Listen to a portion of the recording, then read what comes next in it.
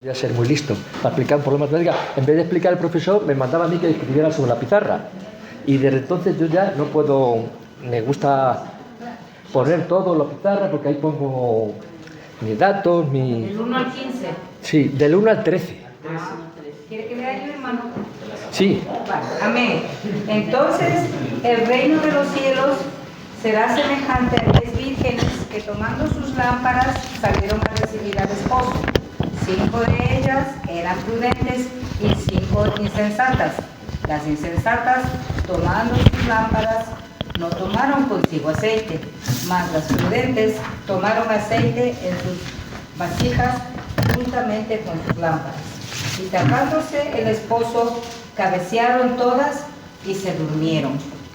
Y a medianoche se oyó un clamor: aquí viene el esposo, salid a recibirle. Entonces todas aquellas vírgenes se levantaron y arreglaron sus lámparas. Y las insensatas dijeron a las prudentes: dadnos de vuestro aceite, porque nuestras lámparas se apagan. Mas las prudentes respondieron diciendo: para que no nos falte a nosotras y a vosotras, id más bien a los que venden y comprad para vosotras mismas. Pero mientras ellas iban a comprar, vino el esposo, y las que estaban preparadas entraron con él a las bodas, y se cerró la puerta. Después vinieron también las otras vírgenes diciendo: Señor, Señor, ábrenos. Mas él respondiendo dijo: de cierto os digo que no os conozco. Velad pues, porque no sabéis el día ni la hora en que el Hijo del Hombre ha de venir. Mira, este versículo es el mismo que ha comentado antes Julio César, del capítulo anterior, versículo 42. Es el mismo, se repite. Entonces yo ya, como él lo ha hablado, yo ya puedo decir ya.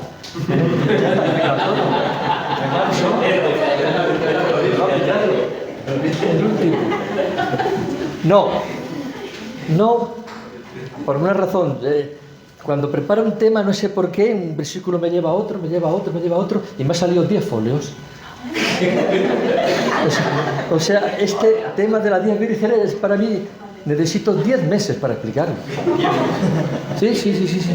Porque, aparte de este versículo, porque es así, yo profundizo entero, consulto, por supuesto, todo este tema es novedoso para mí. He tenido que consultar por lo menos a 4 entendidos bastante que conocen las costumbres de aquel tiempo, pues si no explico un poco cómo eran las bodas de aquel tiempo, no se puede entender este pasaje. Es muy difícil de entenderlo, porque las costumbres de ahora han variado. No podemos entender si no vamos un poco a la historia. Entonces he consultado a 4 expertos en hebreo y de las costumbres de aquel tiempo.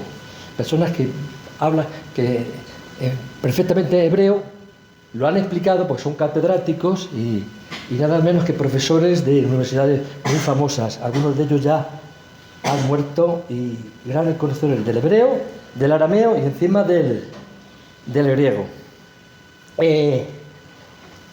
Bueno, pero de todas formas yo me quiero someter a este tema. Ahora, ¿por qué?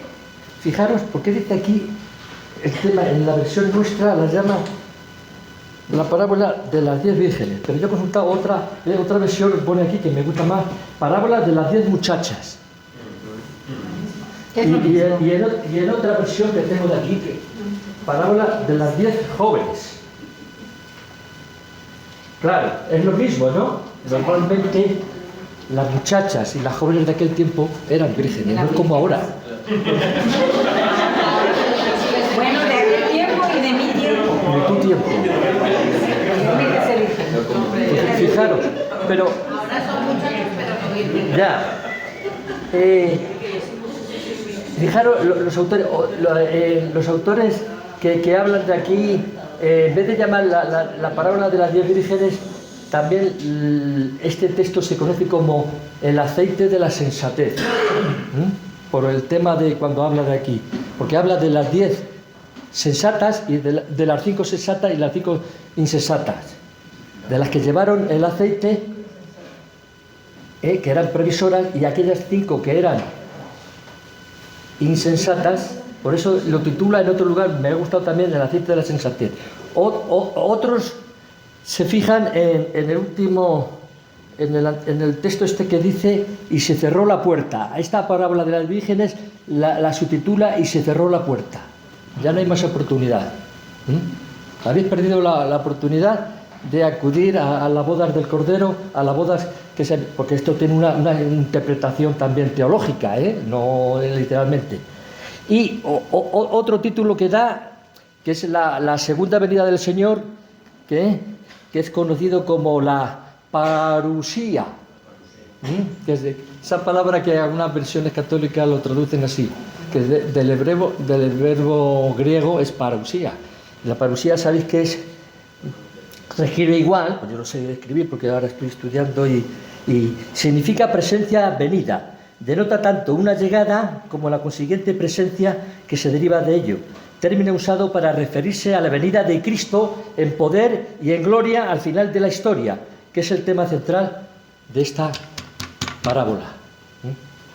Por cierto, ¿qué es una parábola? Porque si no comprendemos lo que es una parábola,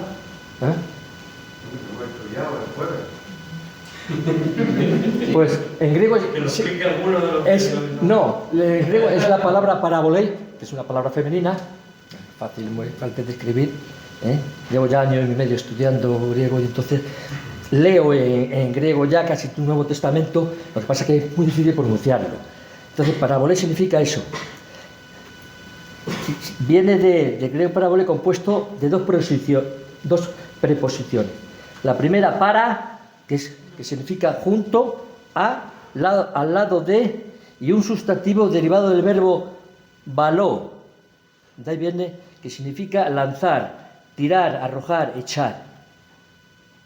O sea, que significa arrojar, tirar, lanzar, junto a, al lado de. Eso es lo que significa el término parábola. Lanzar una idea, es así. Lo que pasa es que no existe en el griego, es así, no puede. Y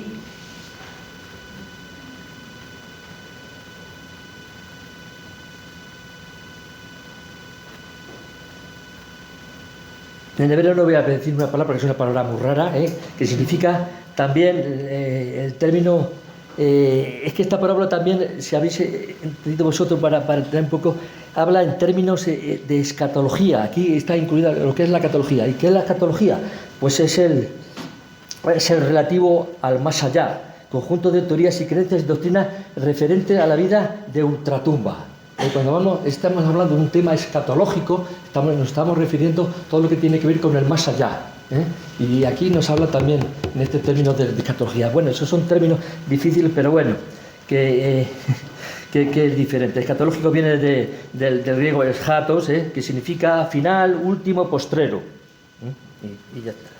Y bueno, es el estudio de las últimas cosas. Bien, es difícil entender muchas veces la historia de esa. Pero de todas formas, yo voy a leerla ahora en la versión de la palabra, el mismo texto. Dice: el reino de los cielos puede compararse a 10 muchachas que en una boda tomaron sendas lámparas de aceite y salieron a recibir al novio. 5 de aquellas muchachas eran descuidadas, es el término que emplea aquí. En vez de insensatas, descuidadas. Y las otras 5 previsoras. ¿No sabéis por qué pone aquí previsoras? Y sucedió que las descuidadas llevaron sus lámparas, pero olvidaron tomar el aceite necesario. En cambio, las previsoras, junto con las lámparas, llevaron también alcuzas de aceite. Reservas. Me extrañó que en una versión tan moderna como esta empleara la palabra alcuzas. Lo que es ¿sabéis lo que es una alcuza, no? Es lo que aquí traducimos por vasija. Vasijas que tienen una forma de cono, por arriba más estrecha y por abajo más ancha, donde por arriba eran normalmente vasijas de barro que había el tiempo, lo posteriormente se hicieron de porcelana, pero bueno, la idea es eso, aquí en vez de traducir la vasija me chocó que en esta versión pusiera alcuza, que viene todas las palabras que empiezan por al son de origen semítico árabe, influido también por el hebreo, que estaba muy unido en esta parte. Todas las palabras que empiezan por a, judía, todas las palabras igual que son de origen árabe. Por eso la ha conservado la palabra original. Como el novio dice, tardaba en llegar, les entró sueño a todas y se durmieron.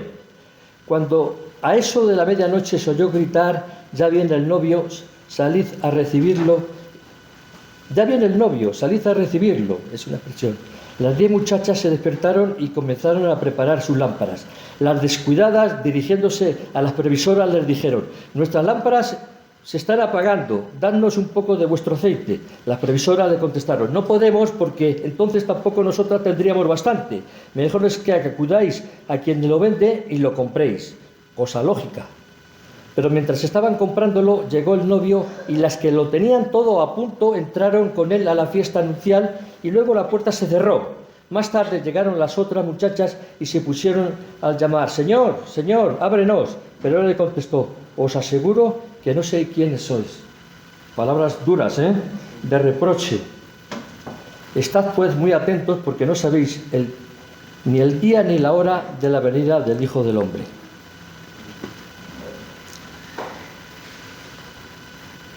Y se cerró la puerta, dice el versículo 10. Duras palabras, Se cerró la puerta ¿para quién? Para aquellas que no fueron previsoras.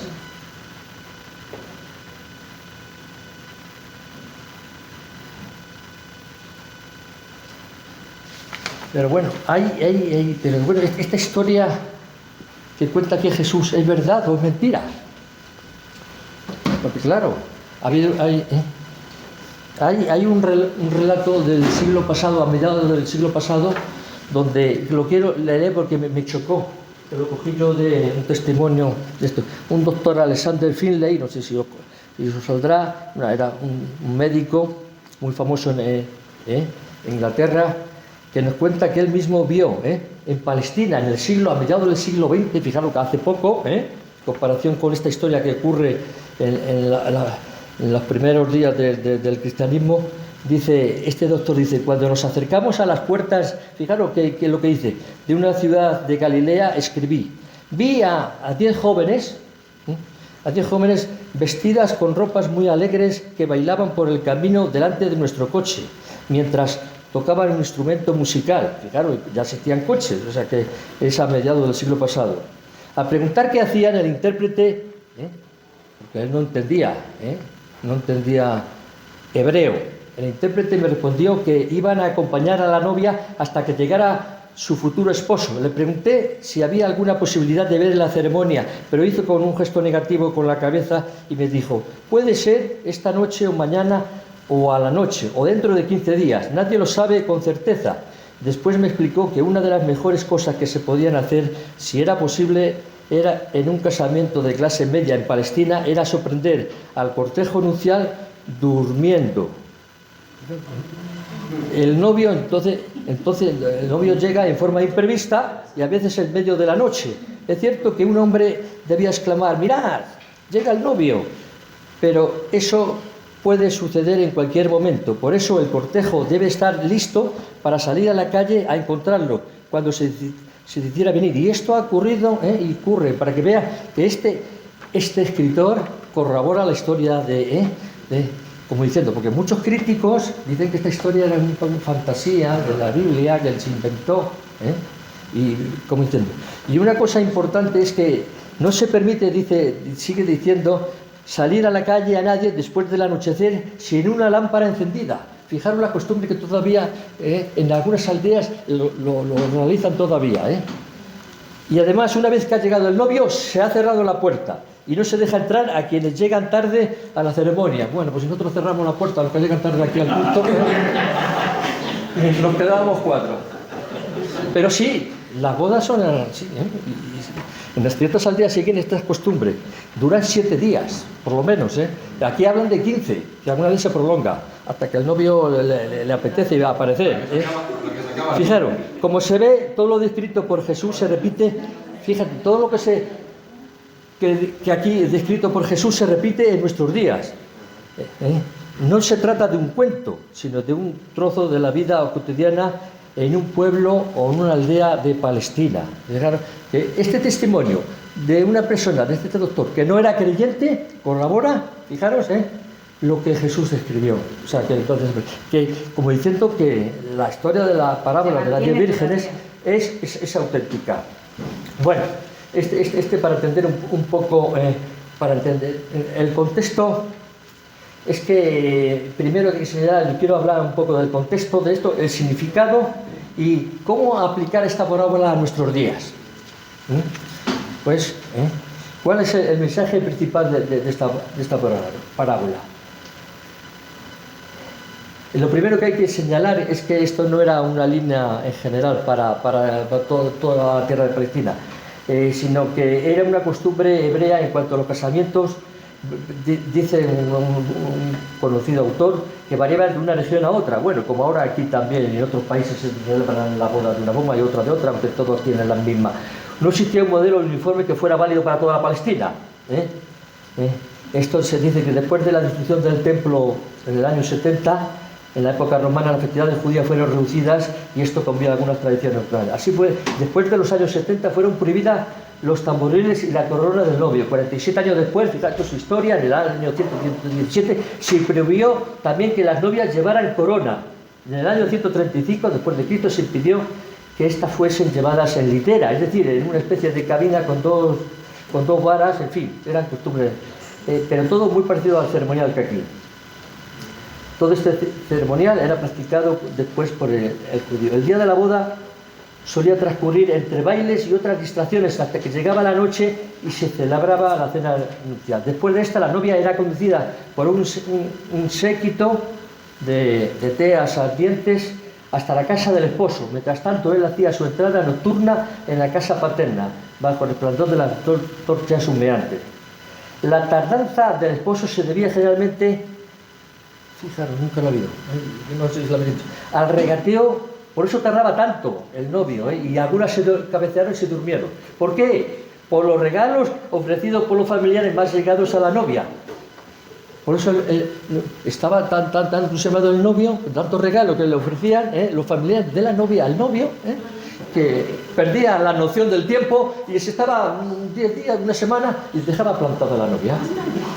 Era el novio el que marcaba la pauta, no como ahora. En aquel tiempo la novia tenía que esperar al novio. Sí. Y por eso la idea de que estuvieran siempre las lámparas encendidas, porque en cualquier momento se podía presentar después, pero no avisaba. Por eso las prudentes estaban preparadas. Y dirá, el Señor es muy egoísta, ¿cómo permitió que las otras no entraran al cortejo, a la fiesta, a celebrar la fiesta de la boda?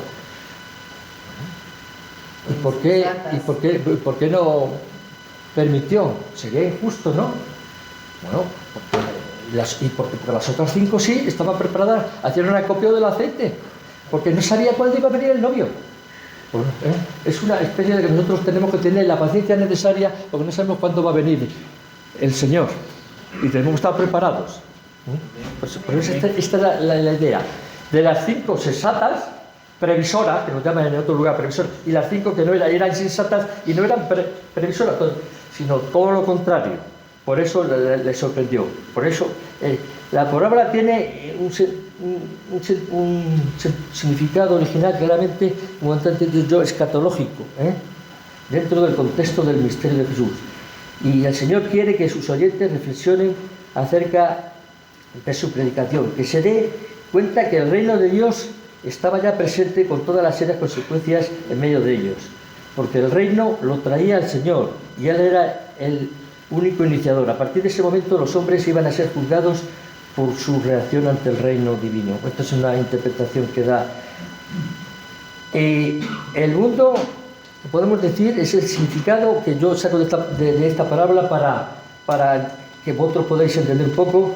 Se dividiría entre prudentes y necios, entre sensatos e insensatos, fieles e infieles ante la venida del esposo, como pasa ahora.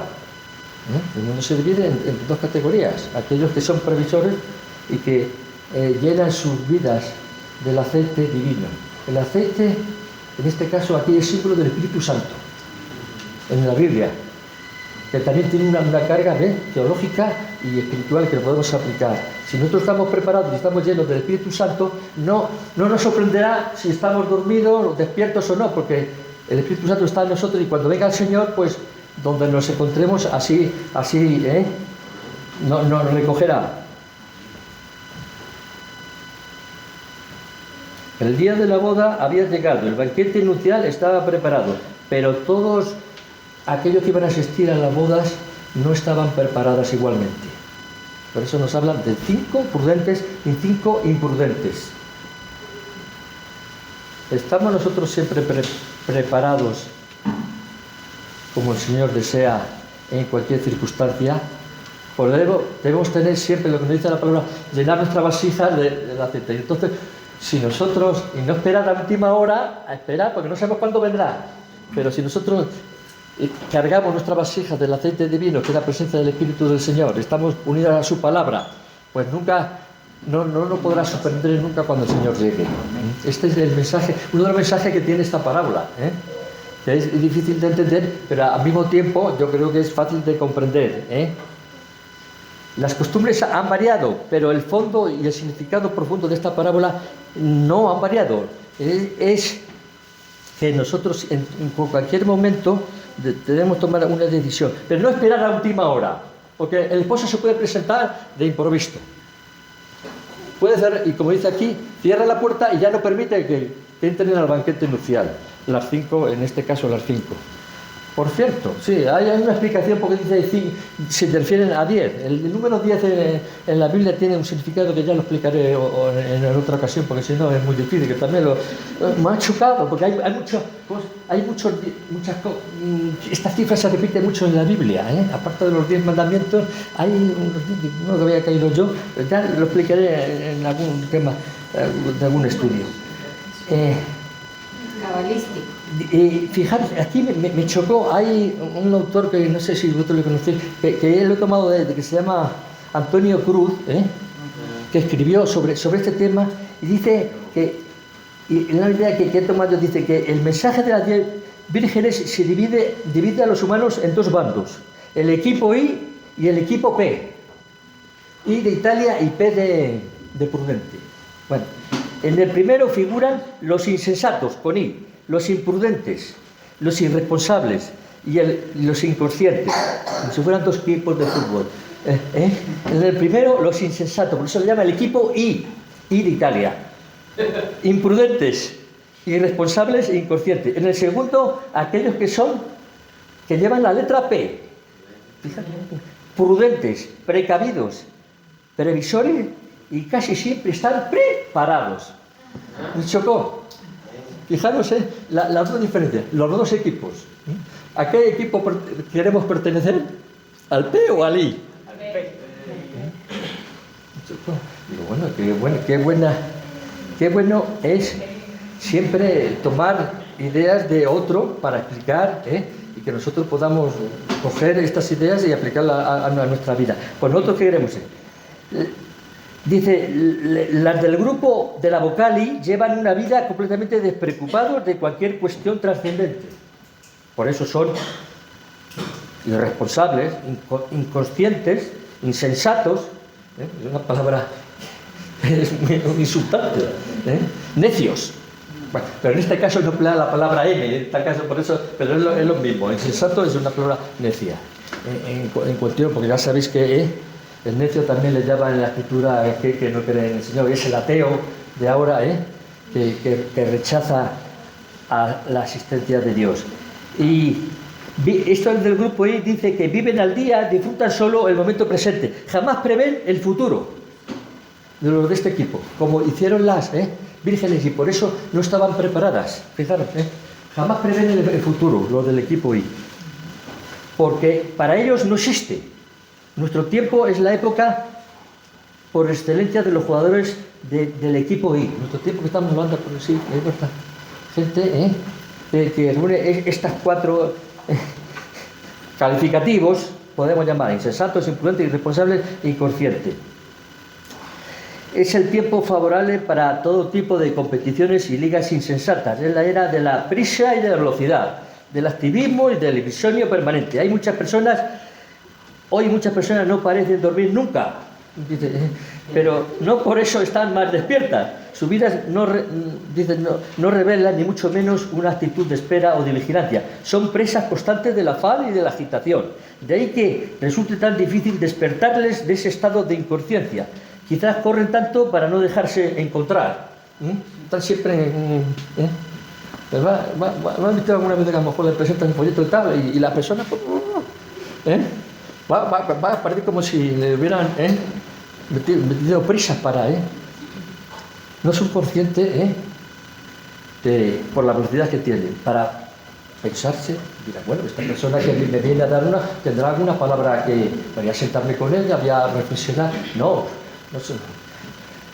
Por cierto, podría añadir yo una y más.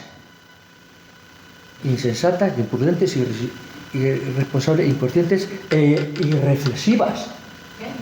Irreflexivas, que no se ponen a pensar, a reflexionar, irreflexible. Y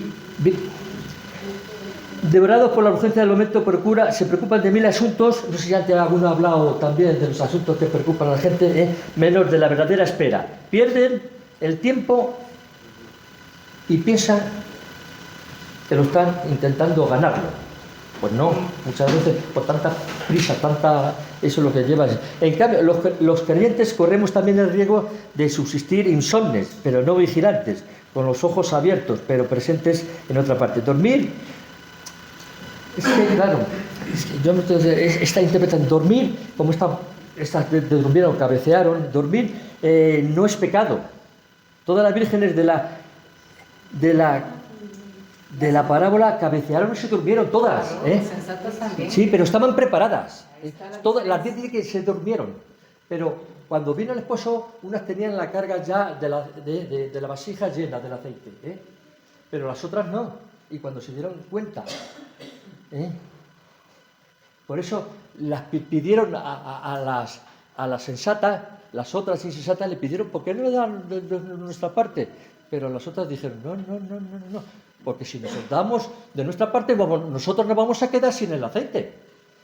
Haber previsto, vosotras, con el tiempo, porque tenéis tiempo, pero pasaste todo el tiempo durmiendo, cabeceando, no fuiste previsora.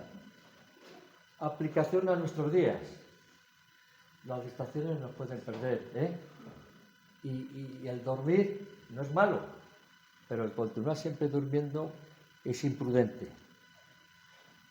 Igual, las prudentes y las sensatas tenemos que aprender a dormir sueños profundos que nos hagan recobrar, porque el sueño profundo también vale para recobrar la calma, la serenidad y la paciencia. No es malo, pues lo contrario, corremos el riesgo de no estar presentes en los momentos definitivos, de perder por el camino el aceite de la sabiduría. Es el que aquí el Señor nos dice. Este combustible solo se puede encontrar en la paz y en la reflexión personal. La prudencia a que nos llama Jesucristo es equilibrio y armonía en la persona. El descanso no es bueno, pero el demasiado descanso y el descuido es lo que pudo llevar a estas vírgenes insensatas a no prever lo que iban a necesitar. El aceite no se puede prestar, como tampoco se presta la salvación. Yo no puedo dar un trozo de salvación al hermano, porque la salvación la ofrece el Señor, yo no la puedo ofrecer a Él. Aunque Él me lo pida. Pero yo no lo puedo. Viene de arriba. Por eso las prudentes no pudieron prestar el aceite a las otras, porque es intransferible. Porque si no, hubieran perdido también la oportunidad de entrar, si se lo dan a las insensatas. Hubieran perdido a la boda del Cordero, a la boda, en este caso del novio, que es una figura también del Cordero. La enseñanza que yo puedo sacar, hay cosas que son personales e intransferibles, y que no pueden heredarse, Cada ser humano es el único protagonista de su propia historia, ¿eh? El único que decide la cantidad de aceite que quiere transportar en su equipaje, ¿eh? Somos libres, nadie puede ni debe sustituir a otros en las decisiones fundamentales de la vida. Cada cual tiene que pensar su respuesta al Señor, ¿eh? Aquellos que todavía hoy deseamos pertenecer al equipo P, tenemos que vivir como si Cristo volviera mañana, que es lo que, no sé si el hermano Julio también enfatizó, pero también como si tuviera que regresar mucho más tarde. Claro, porque no sabemos, ¿eh? El texto ese que, no sé si Rafa también lo ha comentado o otro hermano, es ser a la vez auténticos hombres y verdaderos cristianos, es decir, poseer lo suficientemente de aceite para que cuando el Señor venga no nos falte nada en la vasija. No nos quedemos vacíos, porque entonces el Señor. ¿Cómo viene el tiempo? Ya, ¿no? Las costumbres, en resumen, las costumbres judías en tiempos de Jesús en cuanto a las ceremonias nupciales han sido conocidas hasta época reciente, como he dicho antes, ¿eh? O sea, no pensado que esto no es. Por eso, cualquier persona que este texto lo contradiga y eso no tiene, porque no conoce las costumbres allí orientales, pero estas costumbres no valen para Hispanoamérica o en España, porque venimos de otra época, de otra entidad, de otra mentalidad, árabe y tal. Y entonces tenemos que estar preparados. Por eso esta parábola es muy difícil aplicarla a nuestros tiempos, porque el ejemplo de las bodas no duran tanto como duraban en aquel tiempo. Aquí una boda un día y ya, y luego ya, por supuesto, en aquel tiempo los novios no se iban de viaje, permanecían en la casa un montón de tiempo. No existía esto de ir al Caribe ni a ir a... por supuesto que no. Por eso nuestra mentalidad no puede comprender esta parábola si no nos ponemos en el tiempo que transcurre y no la interpretamos a la luz de aquellos tiempos. No podemos interpretar con nuestra visión moderna una cosa que ha ocurrido hace 2000 años, aunque ocurra nuevamente, porque viven en otra zona y en otra época.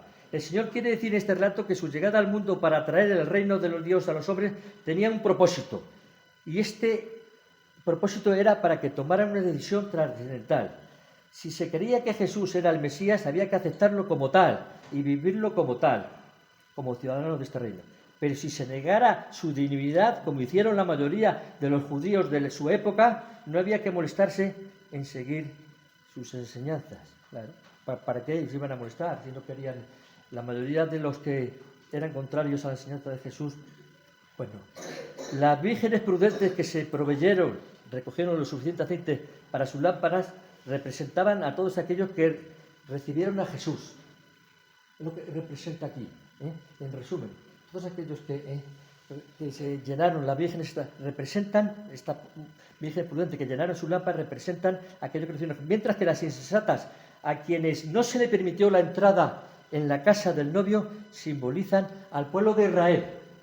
Al pueblo de Israel que se opuso al Señor, porque todos los judíos hebreos no eran, al contrario, el pueblo sencillo que veía los milagros y las señales de Jesús, como estoy enseñando muchas veces, sí se le siguieron, pero el pueblo orgulloso, prepotente, de los mandamases de aquel tiempo, pues claro, se ven simbolizados en esta parábola como las vírgenes imprudentes, o las muchachas, o las señoritas, como vosotros queréis llamar.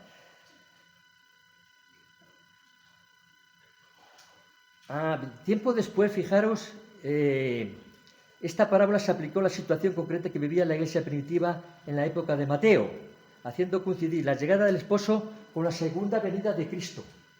Por eso viene aquí en este texto.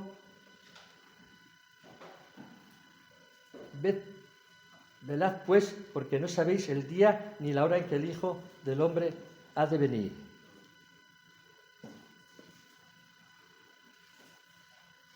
Por eso este texto, en el tema general, nos habla de la segunda venida de Cristo. Y para la segunda venida de Cristo, nosotros tenemos que hacer como las 5 muchachas que estaban preparadas. Y es lo que nosotros debemos ver. Esta es la enseñanza, digamos, más fácil de entender. Después, todo lo demás, pues son comentarios y todo eso que nos ayudan a comprender un poco la parábola. Lo que pasa es que es mucho más extensa y si yo tengo aquí señalado 60 versículos que nos ayudan a entender pero claro, no voy ahora a explicarlo porque eso me llevaría mucho tiempo. Eso no he leído ninguno, fuera de esto. La enseñanza general y en resumen es que cada cual debe llevar sus propias reservas de aceite. Primer punto. He dicho antes, nuestras reservas no las podemos dar a nadie. La salvación es única e intransferible, porque la salvación viene del Señor. Nosotros no podemos dar sabiduría al necio. El necio tiene que pedir la sabiduría al Señor, directamente. Porque si el necio, nosotros damos al necio, nos convertimos como un necio. No podemos dar eso, porque es el Señor el que imparte. A través de la fe, el acercamiento. Nuestro deber es que decir al necio, procúrate tú también el aceite, porque un día el Señor va a venir y te va a encontrar vacío. Y entonces, ¿dónde vas a ir? ¿Qué vas a responder? No, es que yo me dormí, es que yo no. Porque, igual que las otras fueron a comprar para tener reservas, pues lo hubieras hecho tú. Y luego es tarde. No, porque cuando ya sea mayor, ya pensaré en las cosas de Dios. Pero ¿qué dices tú que vas a llegar a ser mayor? Si a lo mejor estás en el hospital y ya has perdido los conocimientos y ya has perdido la oportunidad. Mientras vives, llena tu vasija del aceite, símbolo del Espíritu de Dios, del Espíritu Santo, que siempre en la Biblia nos recordemos. La salvación no es posible prestarla, ni traspasarla, y menos venderla. Como había un mago también en Israel que quiso también comprar, también el poder de sanidad, que era Simón, y quería hacer cosas que solamente Dios podía hacer. Hay que buscarla mientras todavía quede tiempo, la salvación, es lo que dice. Porque el Señor puede cerrar la puerta de acceso a la salvación y la vida eterna en cualquier momento. ¿Habéis oído? El Señor, como resumen, el Señor puede cerrar la puerta de acceso a la salvación y por tanto a la vida eterna en cualquier momento. Por eso debemos estar preparados. Amén. Que el Señor nos pille así, preparados. Amén. Y este es el resumen que quiero comentar con vosotros. Levante la mano del equipo I. A ver qué da. Lo del equipo P. El equipo P. Y lo del equipo A. Bueno. Mario Baraco. No, pero